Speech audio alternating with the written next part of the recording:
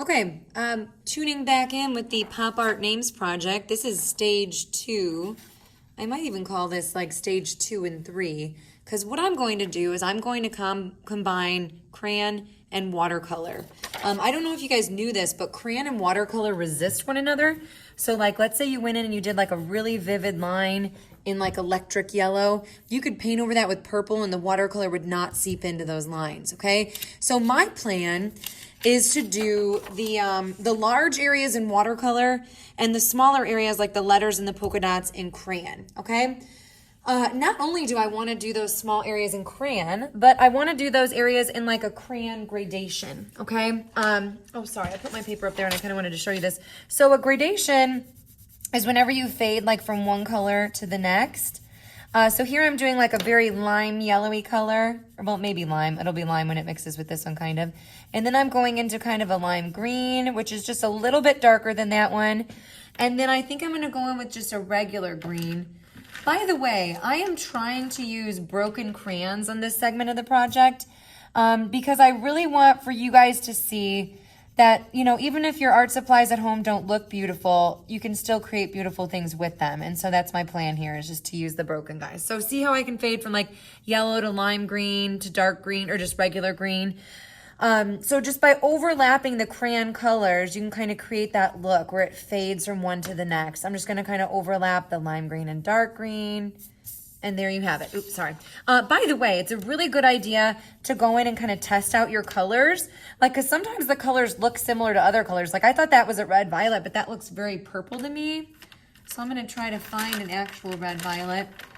Long story short, I just want you to test your colors, there it is, before you actually use them on your project. Once you get a compilation of colors that you really like and you want to use them, set them aside and decide on what areas you want them to go in. One more thing you want to think about. I probably wouldn't want to do a dark purple name with a dark blue explosion shape behind it because the dark and the dark would make things blend in. My plan is to do a really bright light name with like a yellowy green color. And then this area behind it is going to be a really dark color, either a really dark purple or a really dark blue. Okay. So that's just like part of the planning process. I'm going to go ahead and start coloring the name. I think I'm going to do kind of like this yellowy color. It looks lime green in the crayon, although when you color with it, it really does just look kind of yellow. So I'm going to do this inside the actual name. And then, let's see, I think I'm going to come in with this lime green kind of on the ends of the letter. And I'm going to do it kind of that same way for all my letters. Do like a yellowy color that fades into a lime green. And again, I'm just going to overlap where that yellowy color ends with my lime green. And that is what's going to blend them together, the overlap of the crayon area. Okay? So I'm going to do the same up here. Overlap their meeting point, and then they're going to kind of blend. By the way, if you have oil pastels and you prefer to use oil pastels, go for it. Oil pastels do this much better than crayons do. I was just trying to do it with materials that I thought you guys would have more readily available. So if you have oil pastels, feel free to use those, okay? All right, I'm gonna go ahead and do my letters all the same. So when you come up with a way that you wanna do one letter, keep all your letters consistent. So all the ends, the tops and the bottoms of my letters are gonna be the green, and then they're gonna be the yellow on the inside. So I'm gonna go ahead and do all those letters, and I'll get back with you in just a minute. Okay, I've done the crayon inside the name, the lime green and yellow blend. By the way, a lot of you are probably wondering if you can use colored pencils.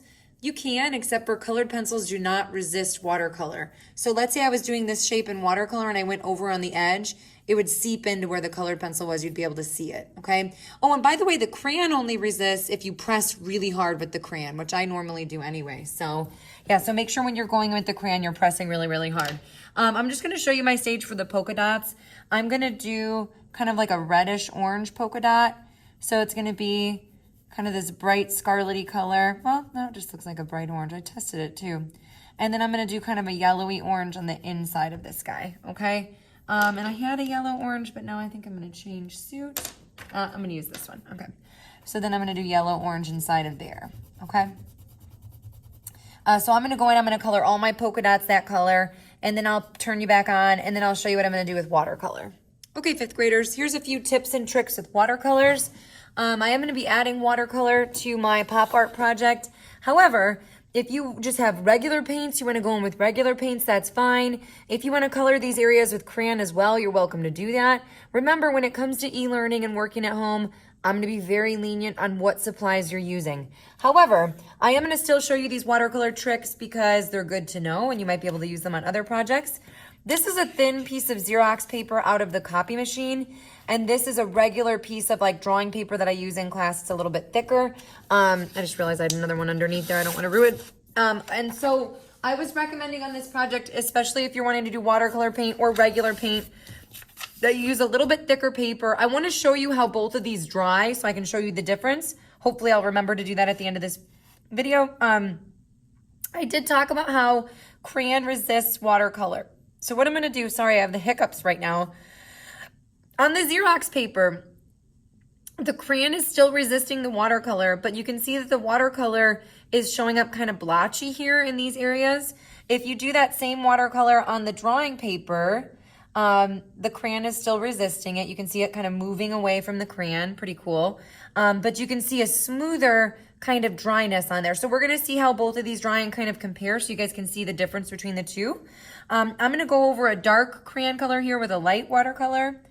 By the way, a little tip when using watercolors, if you know there's a color that you're going to be using, you can actually put a lot of water in that part of the palette and it'll kind of soften that color up for you. Okay, so now what I'm going to do is I'm going to show you how to do a blend.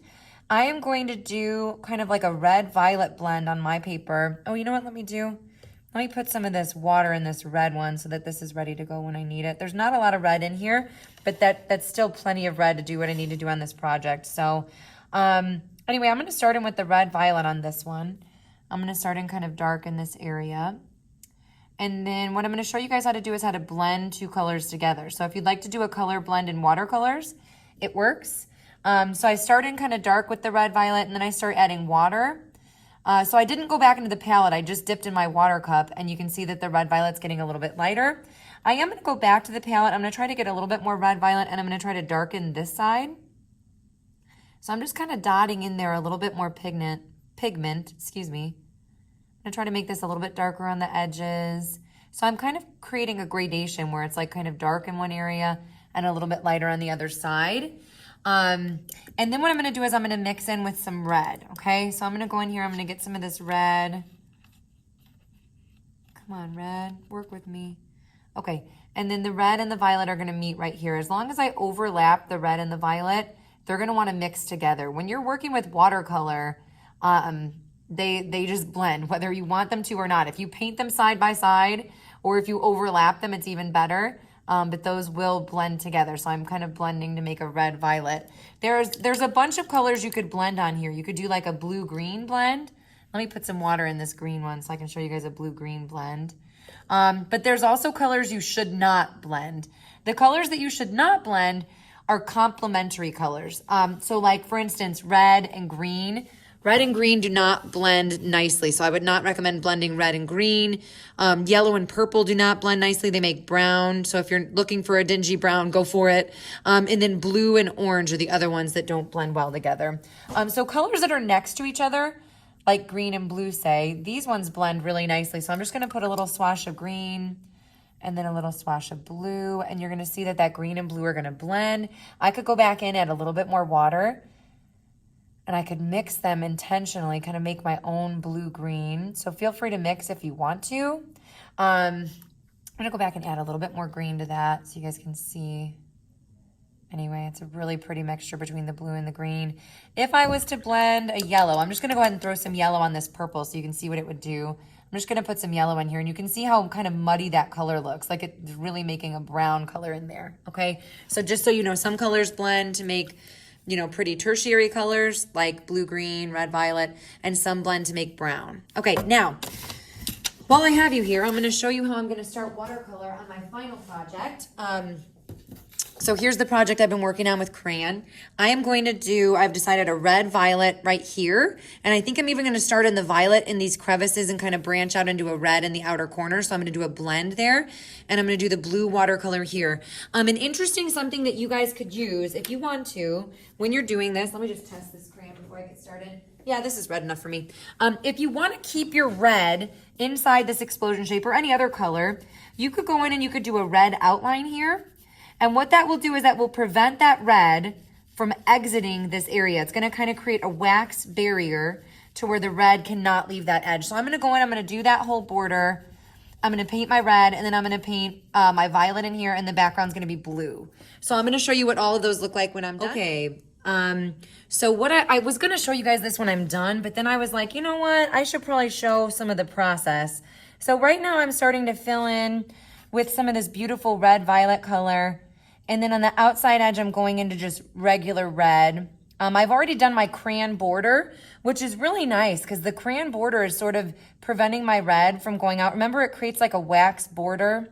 Of course you remember, it was just a minute ago. For me, it was several minutes ago. But anyway, so I'm doing the red on the outside edges and I'm doing the red violet on the inside. If you want that red violet and the red to blend, add a little bit more water at their intersection, like the point where they meet. And then they surely will blend for you, okay? So I'm just gonna continue in kind of adding the red on the outside. I'm adding this like magenta, fuchsia, red, violet, whatever you wanna call it, kind of color on the inside.